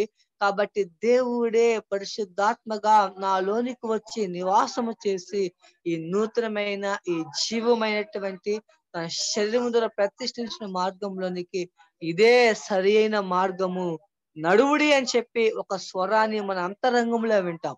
కాబట్టి దేవుని యొక్క వాక్యములో నిత్యముగా మనం చూసినట్లయితే ఈ నూతనమైన ఈ జీవమైనటువంటి మార్గాన్ని యేసు క్రీస్తు ప్రభువు మరి ఏ విధంగా ఆయన ఆ మార్గాన్ని ప్రతిష్ఠించడం మీకు తెలుసా?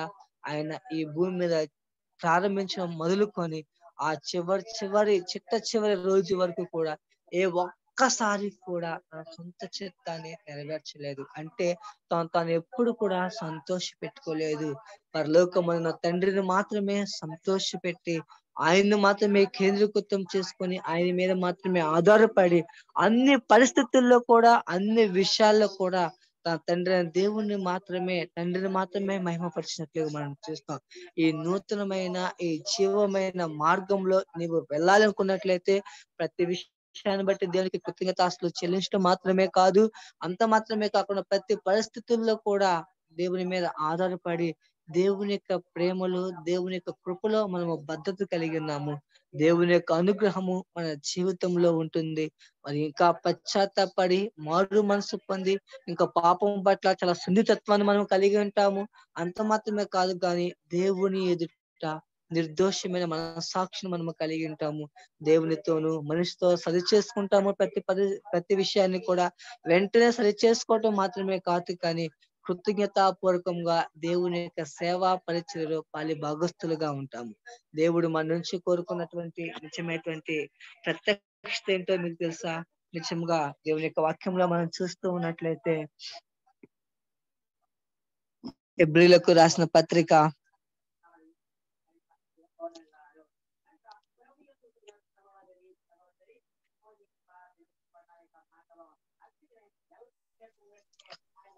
10వ అధ్యాయము 12వ వాక్యంలో మనం చూసినట్లయితే హీబ్రూ చాప్టర్ 10:12 ఈయనైతే పాపముల నిమిత్తమై సదాకాలము నిలుచు ఒక్క బలిని అర్పించి అప్పటి నుండి తన శత్రులను తన పాదములకు పీఠముగా చేయబడు వరకు కనిపెట్టుచు దేవుని కుడిపార్శ్వమున ఆసీనుడయ్యాను. ఒక్క అర్పణ చేత ఈయన పరిశుద్ధపరచబడు వారిని సదాకాలములకు సంపూర్ణుడుగా చేసినాడు. ఈ విషయమై పరిశుద్ధాత్మ కూడా మనకు సాక్ష్యం ఇచ్చుచున్నాడు.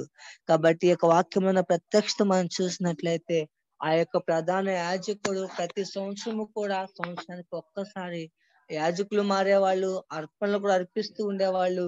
మరి సంవత్సరం కూడా అనేక బలులు అర్పించాల్సి ఉండేది. కానీ ఈయన ఒక్కసారి మనందరి కొరకు బలి అవటం ద్వారా మరలా పాప క్షమాపణ బలికి అర్పించేదే లేదు, కానీ సదాకాలము శాశ్వతమైన పరిష్కారాన్ని దేవుడు మనకి అనుగ్రహించినట్లుగా కూడా ఈ యొక్క వాక్యంలో మనం చూస్తూ ఉన్నాము.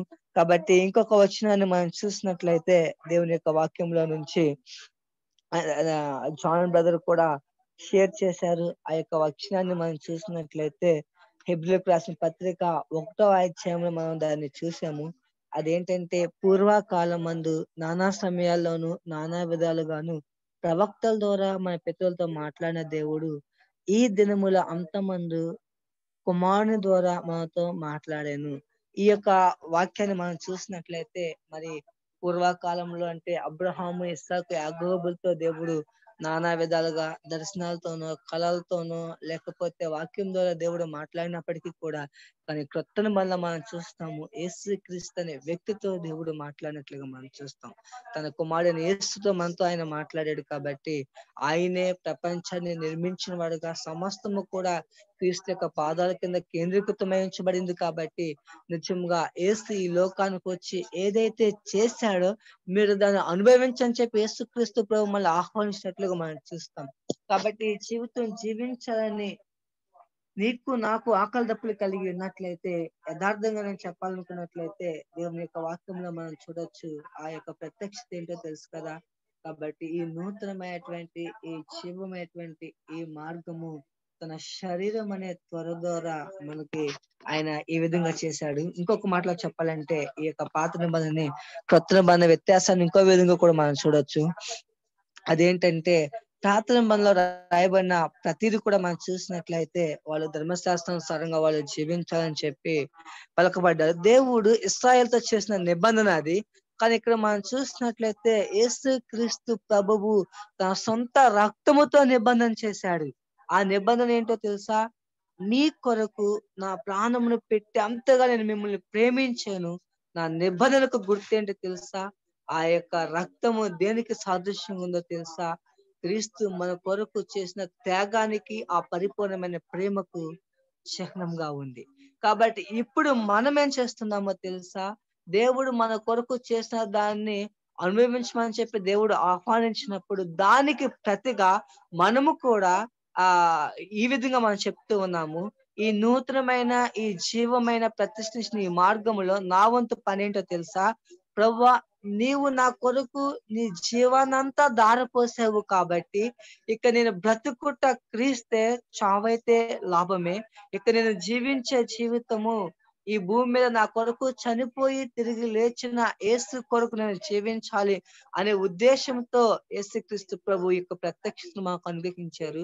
కాబట్టి నిజముగా కేవలము దేవుడు మనకి ఏదైతే ఇస్తున్నాడో దాన్ని పొందుకుంటే మనం స్వార్థపరులుగా ఉంటాం. కానీ మరి దానికి ప్రతిఫలంగా కూడా కృతజ్ఞతాభావంతోనూ కృతజ్ఞతాపూర్వకంగా ప్రభువా, ఇక నుంచి నేను జీవించే జీవితం శరీరమందు నేను జీవించే జీవితము నా కొరకు, నా శరీరచ్చుల కొరకు కాదు కానీ ప్రభా, ఈ లోకం కొరకు కాదు కానీ నా కొరకు చనిపోయి తిరిగి లేచి సజీవుడిగా ఉన్న నీ కొరకు నేను జీవించాలనుకుంటున్నాను ప్రభా.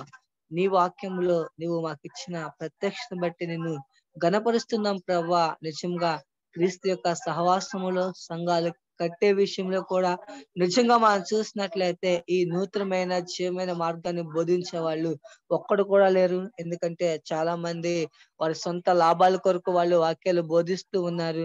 దేవుని యొక్క వాక్యాన్ని వక్రీకరించుకొని వాళ్ళు ఏం చెప్తున్నారో తెలుసా?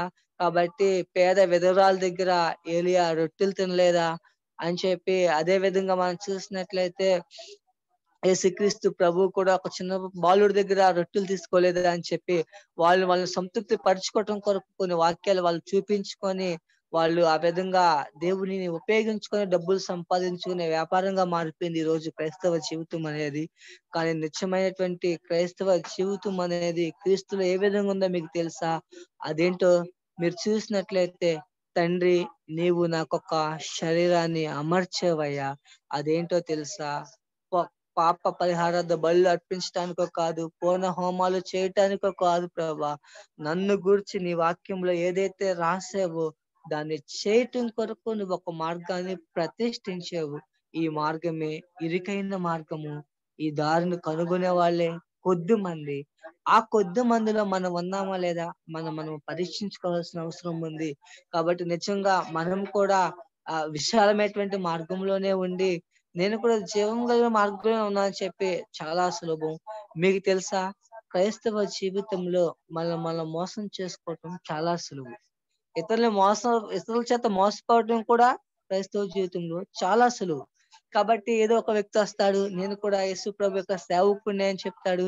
నేను పలానా చోట సంఘాన్ని కడుతున్నాను, నా కొరకు మీరు మీ వంతు సహాయం చేయమని చెప్పి అడుగుతాడు. నువ్వు ఆయన నిజమే దేవుని సేవకుడు అని చెప్పి నువ్వు నమ్మి ఆ డబ్బులు నువ్వు ఆయనకి ఇస్తావు. ఆయన సంఘాన్ని కడుతున్నాడో కూడా నీకు పూర్తిగా తెలియదు. కాబట్టి గుడ్డిగా నువ్వు నమ్మి ఇచ్చేస్తావు. ఆయన వాటితో చక్కగా ఫ్యాన్సీ హౌస్‌ల్లోను విలాసవంతమైన జీవితాలు, వాళ్ళ కుటుంబాలు వాళ్ళందరూ కూడా ఎంతో ఉన్నతమైన స్థానాల్లో వాళ్ళు జీవిస్తూ ఉంటారు. కానీ ఈ నూతనమైన జీవమైన మార్గంలో ఉన్న యేసుని మీరు చూసినట్లయితే ఆయన ఏ ధనికులతోనో ఏ విలాసవంతమైన ఫ్యాన్సీ హౌస్‌లో ఆయన జీవించలేదు. చేపలు పట్టుకునే జాలరులతో ఆయన కలవగలిగాడు. మరి ఆ సమరయులతో ఆయన కలవగలిగాడు. అదే విధంగా ఆ యొక్క కుష్టు రోగులతో ఆయన కలవగలిగాడు. గుడ్డి వాళ్ళు, కుంటి వాళ్ళతో ఆయన సహవాసం చేశాడు. మరి ఇంకా మనం చూసినట్లయితే ఎంతో అనాగరికంగా ఉన్న వ్యక్తులను కూడా ఆయన కలిసినట్లుగా మనం చూస్తాం. కాబట్టి నిజంగా నువ్వు నూతనమైన జీవమైన మార్గంలో నువ్వు ఉన్నట్లయితే పెద్ద పెద్ద ఫ్యాన్సీ హౌసుల్లో విలాసవంతమైన జీవితాలు జీవించి ఆ బోధకుల వెంట వెళ్ళవు. కానీ సామాన్యంగా యేసు లోకానికి వచ్చి ఇలా చెప్పాడు, నేను మనిషి కుమారుని అని. దాని అర్థం ఏంటో తెలుసా? నేను సామాన్యమైన మనుషుల్ని అని చెప్పి. కాబట్టి అందరితో నా వంటి వాడుగా ఈ లోకానికి వచ్చి నా వలె శోధింపబడి ఒక్కసారి కూడా పాపము చేయకుండా తన సొంత చిత్తము చేయకుండా తండ్రి యొక్క చిత్తాన్నే చేసి నా ముందు ప్రతిష్ఠించినటువంటి నాకంటే ముందుగా పరిగెత్తిన యేసుని చూసి ఆ ప్రతిష్ఠించినటువంటి ఆ మార్గంలో ప్రయాణం చేయటానికి ముందున్న ఆనందం కొరకు అవమానాన్ని నిర్లక్ష్య పెట్టిన యేసు వైపు చూచి మనము ఈ యొక్క నూతనమైన జీవమైన మార్గంలో ప్రయాణం చేద్దాం. వెనక్కి చూసి దేవునికి విశ్వాసం జ్ఞాపకం చేసుకుందాం. క్రీస్తు మన కొరకు చేసిన ఆ త్యాగాన్ని బట్టి ముందు వైపు చూసి ఆయన ప్రతిష్ఠించిన మార్గంలో మనము ప్రయాణం చేద్దాం.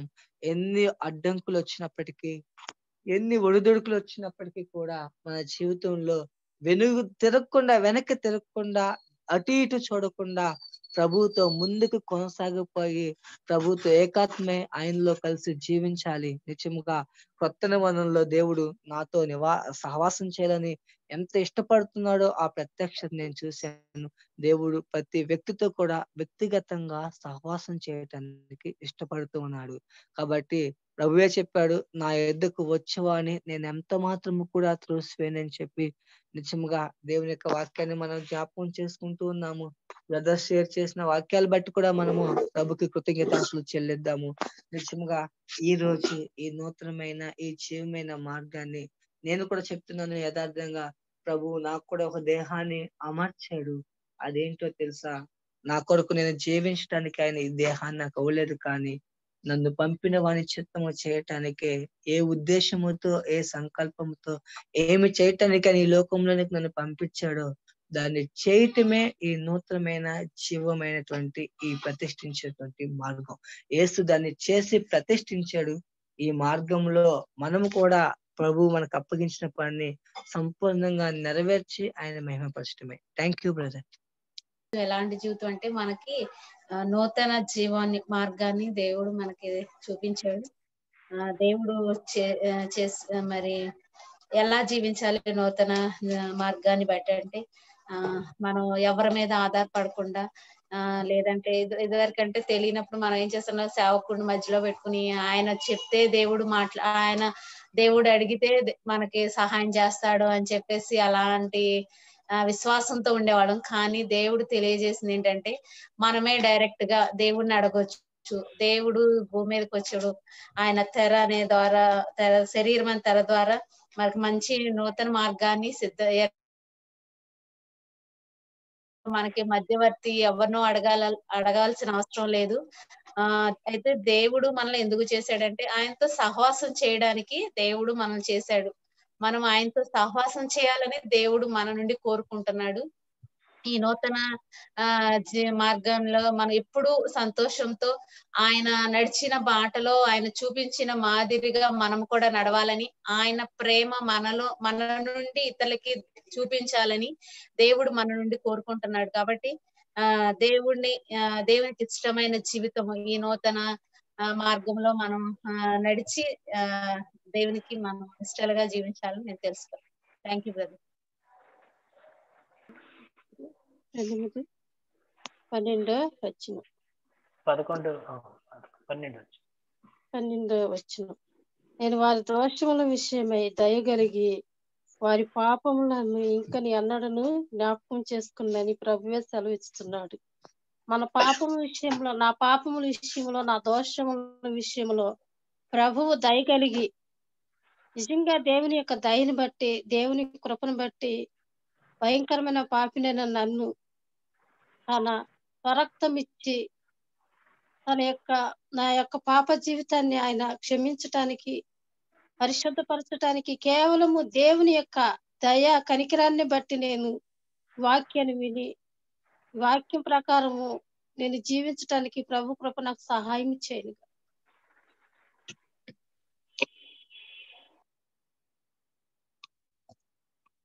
అంశాన్ని బట్టి హెబ్రీయులు 10:19 వచనం. సహోదరులారా, యేసు మన కొరకు ప్రతిష్ఠించిన మార్గమున అనగా నూతనమైనది జీవము గలది ఆయన శరీరమును తెర ద్వారా ఏర్పరచబడినదైన మార్గమున ఆయన రక్తం వలన పరిశుద్ధ స్థలమునందు ప్రవేశించుటకు మనకు ధైర్యము కలిగి ఉన్నది కనుక నా జీవితంలో నాకు ధైర్యం లేనందున నేను నూతనము అయినది జీవము కలిగి నేను లేను. ఎందుకంటే భయంతో ఆ తెర దేవుడు నా కొరకు ఏర్పరిచి ఉన్నా కానీ ఆ తెరలోనికి వెళ్ళాలంటే ధైర్యము చాలట్లేదు. ఈ రోజు ఈ వాక్యాన్ని వినటానికి ఈ అంశము నాకు ఎంతో ధైర్యాన్ని కలిగిస్తుంది. నేను పొద్దున కూడా షేర్ చేద్దాం అనుకున్నాను, కానీ ధైర్యం చాలక షేర్ చేయలేదు. మన జీవితంలో అబద్ధాలు, మోసకరమైన జీవితము ఉంటే ఎంతకాలము మనం దేవుడి దగ్గరికి వెళ్ళలేము. ఎవరైనా ఏదన్నా మాట అన్నా కానీ కోపగించుకోకుండా సహనము, ఓర్పు కలిగి ఉండాలి. అలాగే దేవుడు మన పాపంలో మనుషులైతే మన యొక్క పాపంలో ఎప్పుడు, నేనైతే ఎవరొకరు ఏదన్నా పాపం చేస్తే అది ఎప్పటికీ తలుచుకొని మనసులో అలా ఉంచుకుంటాం. కానీ మన నిజమైన దేవుడైతే ఆ పాపం మనం చేసిన వెంటనే మర్చిపోయి మనల్ని ఏది కావాలంటే అది మనకు దయచేస్తా ఉంటారు. మనుషుల ప్రేమ కంటే దేవుని ప్రేమ ఎంతో విలువైంది. నిజంగా దేవుడు ఈ రోజు మనకి ఇలా ఈ 3 రోజులు దేవుడు మనతో ఉండి ఈ వాక్యాన్ని ధైర్యం కలిగి మనం తెలుసుకొని జీవించాలని, నూతనమైనది జీవము గల మార్గంలో మనం నడిచి ఆ తెర వెనకమాల దేవుడు మన కొరకే ఆ తెరను తెరిచారు. ఆ తెరలోనికి వెళ్ళి ఇంకా దేవుడి సత్యాలను తెలుసుకొని దేవుడి కొరకే జీవించాలని, అందరము భయంతో ఎవరో అనుకుంటారని చెప్పి వేరే సంఘానికి వెళ్తే ఈ సంఘంలో ఉంటే ఈ క్రిస్మస్ న్యూ ఇయర్ జరుపుకోమని చెప్పి ఎంతో మంది మనకు వ్యతిరేకంగా ఉంటారు.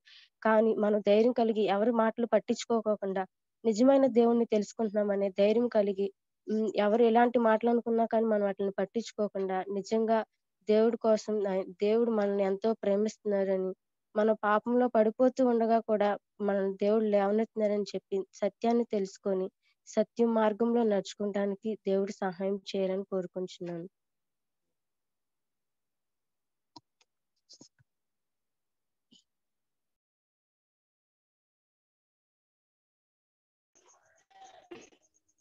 దేవుడు చూపించినట్టు ప్రత్యక్షతను బట్టి, ఆయన కనబరిచినట్టు వాక్యాన్ని బట్టి ఆయనకి ఎంతో కృతజ్ఞతలు తెలియజేసుకుంటున్నాను. మన అతిక్రమంలో దాచిపెట్టక ఒప్పుకొని విడిచిపెట్టువాడు ధన్యుడు. నిజంగా నా అతిక్రమములు నేను వాటిని తెలుసుకుని విడిచిపెట్టి ఎన్నటికీ కూడా నేను వాటి వైపు తిరిగి చూడకుండా దేవుని మార్గంలోకి వెళ్ళడానికి, ఆయన మార్గంలో నడవడానికి ఈ యొక్క వాక్యాలు ఎంతగానో ఉపయోగపడుతున్నాయి. నాకు కొన్ని విషయాల్లో నాకు అసహనం ఎక్కువ, కోపం ఎక్కువ. కుటుంబ జీవితంలో కూడా నాకు కొంచెం కోపం ఎక్కువ, అసహనం. కానీ వాక్యాల ద్వారా నన్ను గద్దించినట్లయి నేను ఇలా ఉండకూడదు, నేను మారాలి, నేను ఈ సమస్య నుంచి దేవుణ్ణి బయటపడడానికి సహాయం అడగాలి అనే నన్ను గద్దించి ఆయన మార్గం ఆయనకి ఇంకా దగ్గరగా అవడానికి ఎంతగానో ఈ వాక్యాలు ఉపయోగపడుతున్నాయి బ్రదర్. అదే విధముగా మరి ఒక పూజారి, ఒక భక్తుడికి దేవుడికి మధ్యన పూజారి, మరి హైందువులు గుడికి వెళ్ళినప్పుడు పూజారి మధ్యలో ఉండి దేవుడి దగ్గరికి మనం డైరెక్ట్ గా కలుసుకునే అవకాశం హిందువులు వెళ్ళే గుళ్ళో ఉండదు. కానీ దేవుడు ఎంత గొప్ప ధన్యత ఇచ్చాడంటే డైరెక్ట్ గా నేను ఆయనతో మాట్లాడడానికి, నా సమస్య వచ్చినప్పుడు డైరెక్ట్ గా తల్లితో, తండ్రితో కానీ, భర్తతో కానీ, స్నేహితులతో కానీ ఎవరితో చెప్పుకోకపోయిన అటువంటి సంఘటనలు కూడా దేవుడితో నేను దగ్గరికి వెళ్ళి చెప్పుకుని నాకు వెంటనే దానికి తగిన సమాధానము దేవుడు అనుగ్రహించినప్పుడు ఎంతో సంతోషం వస్తుంది. అంత ధన్యత పాపినైన నాకు ఆయన ఇచ్చి ఉన్నాడు. అది తెలుసుకోవడానికి కూడా దేవుడు ఎంతగానో వాక్యాల ద్వారా గద్దింపునిస్తున్నాడు. అందుని బట్టి ఆయనకి ఎన్నో కృతజ్ఞతలు తెలియచేసుకుంటున్నాను. పొద్దున విన్న వాక్యం కానీ, ఇప్పుడు విన్న వాక్యం కానీ, దేవుడు ఇంకా ఆయన యొక్క మార్గంలో నడవడానికి నన్ను, నా కుటుంబాన్ని, మరి ఒక్కొక్కసారి ఎందుకులే అనిపిస్తుంది, ఒక్కొక్కసారి మరలా దేవుడికి దూరం అయిపోతానేమో అన్న భావం కూడా ఈ వాక్యాలు దగ్గర చేస్తున్నాయి. అలాంటి పరిస్థితుల్లో కూడా ఆత్మీయంగా దేవుడు బలపరిచి ఆయన సన్నిధిలో నుంచి తొలగిపోకుండా ఇరుకైనటువంటి ఆ యొక్క మార్గాన్ని నా ముందు విశాలత పరిచి చూపించినందుకు ఆయనకి ఎన్నో కృతజ్ఞతలు తెలియచేస్తున్నాను. ఇట్టి ధన్యత ఇచ్చినందుకు, ఇట్లా మాట్లాడడానికి ఆయన ఇచ్చినటువంటి గొప్ప ప్రేమను బట్టి, పాపినైన నన్ను ప్రేమించి ఆయన హక్కును చేర్చుకుంటున్న దాన్ని బట్టి ఆయనకి ఎన్నో కృతజ్ఞతాస్తుతులు చెల్లించుకుంటూ ఈ చిన్న వాక్యం దేవుడు దీవించాలని కోరుకుంటున్నాను బ్రదర్.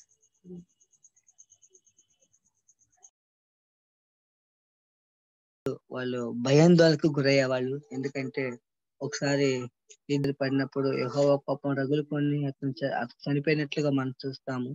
మరొక సందర్భంలో కూడా అహరోను కుమారులు వేరే అగ్నిని తీసుకొచ్చి వేసినప్పుడు కూడా దేవుని యొక్క అగ్ని వచ్చి మనం తీర్పు తీర్చినట్లుగా మనం చూస్తాము. అదే విధంగా మనం చూసినట్లయితే మరి అహరోను అదే విధంగా ఏ విధంగా అయితే మోషే మీద మిరియాము సనుగినప్పుడు వాళ్ళకి కుష్టి వచ్చినట్లు కూడా మనం చూస్తాం. కాబట్టి దేవుని సేవకులే గాని దేవునికి వ్యతిరేకంగా ఉన్నప్పుడు నిజంగా వాళ్ళు భయాందోళన కలిగి ఉండేవాళ్ళు. కానీ కొత్త మనలో ఈ యొక్క నూతనమైన క్షేమమైన మార్గంలో మనం చూసినప్పుడు అతి పరిశుద్ధ స్థలములోనికి వెళ్ళటానికి మనకి ధైర్యం కలుగుతుంది. ఆ ధైర్యం మనకి ఎక్కడి నుంచి వచ్చింది? మనం చూసినట్లయితే ఆ ధైర్యం అనేది మనం చూసినట్లయితే యేసుక్రీస్తు యొక్క రక్తాన్ని బట్టి మనము ధైర్యముతో కృపా సింహాసనము దగ్గరికి అతి పరిశుద్ధ స్థలములోనికి మనము వెళ్తూ ఉన్నాము. కాబట్టి నిజంగా యేసుక్రీస్తు ప్రతిష్ఠించినటువంటి ఆ నూతనమైన జీవమైన మార్గం ఏంటంటే ఏ మాత్రము భయము లేనిది, మరణం లేనిది, మరణమే కనపడింది, సంతోషముతో ఆనందముతో దేవుని సన్నిధికి లోనికి ప్రవేశాన్ని మనం కలిగి ఉన్నాం.